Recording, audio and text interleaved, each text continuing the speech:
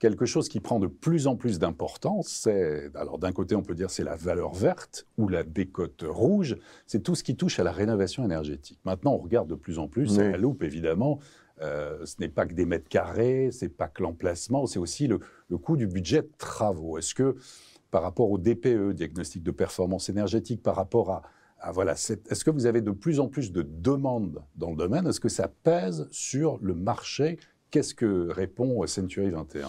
Est-ce qu'il y a une inquiétude aussi? Alors, inquiétude, non, mais observation, oui. Pour être très franc, Olivier, on n'a pas le recul nécessaire aujourd'hui.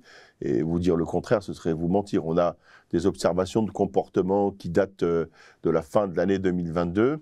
Ce qui est certain, c'est que c'est devenu un critère de choix additionnel. Hein. Aujourd'hui, quand on achète ou quand on loue un logement, ben on regarde sa classification énergétique. Avant, c'est vrai qu'on traitait un peu ça. Quand on tombait amoureux d'un logement, ben on l'achetait, on ne regardait pas trop sa classification. La nouvelle réglementation, pour le coup, a attiré l'attention, et c'est finalement une bonne chose, du consommateur sur sa classification énergétique. Ça a pris d'autant plus de sens que le coût de l'énergie étant ce qu'il est aujourd'hui, finalement, ce dispositif, il a forcément amplifié parce que ça vient toucher une réalité économique du quotidien. Voilà. Ce qui se passe clairement aujourd'hui, si vous voulez, c'est qu'on observe deux phénomènes. Un,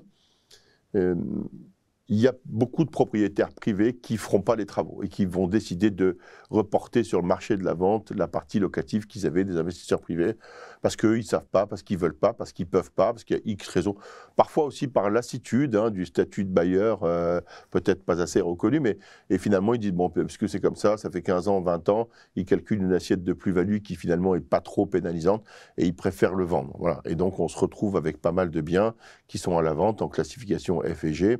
Et puis, il y a des ménages aussi qui peut-être n'ont pas le choix, sont en train de rembourser aussi un crédit. Exactement. Quand on parle de rénovation globale, des fois, c'est du 50 000 €, 60 000 €. Tout le monde ne peut pas. Exactement. Tout le monde ne peut pas, effectivement. Donc, parfois, c'est aussi la contrainte économique qui fait qu'on est obligé de céder ce logement. Voilà, donc, trouver l'équilibre entre l'économique et l'écologique. Exactement. Et je ne suis pas certain qu'on ait trouvé cet équilibre-là. Voilà. Et on pourra y revenir d'ailleurs, parce que cet équilibre que vous décrivez, il devrait être la préoccupation du gouvernement en matière de logement, et j'ai l'impression qu'elle est déséquilibrée aujourd'hui. Voilà.